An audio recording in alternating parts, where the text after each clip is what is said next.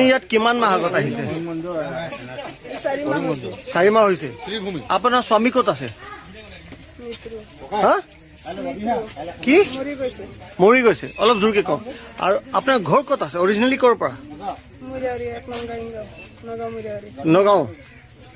আপুনি অসমৰ মুখ্যমন্ত্ৰীৰ নাম নেজানে? কি নাম ক'লে আপুনি? একবাৰ আকৌ কওকচোন, অলপ জোৰকে কওক। হাছিনা বেগম কোন আছে? অসমৰ মুখ্যমন্ত্ৰী। মহিলাবাৰী ক'ত? নগাঁও। আচ্ছা, এই কিমান বছৰৰ পৰা আছে ইয়াত? 4 মাহ। কোনে আনিছিলে আপোনাক? কোনে আনিছিলে? কোনে? কি নাম? দলিল। বৰ্তমান ক'ত আছে তেওঁ? ক'ত আছে? এটা কথা কওকচোন, আপোনাৰ জন্ম অসমতে? আপোনাৰ জন্ম ক'ত? অসমতে জন্ম?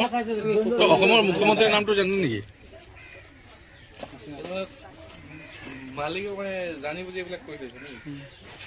অসমৰ মুখ্যমন্ত্ৰী জানে নাম? আপুনি পঢ়া শুনা কৰিছে নাই? নাই কৰা। মুখ্যমন্ত্ৰী নাম এবাৰ কৈছিলি, কি নাম আছিলে? আমি পাহৰি গলো। কচোন কি আছিলে?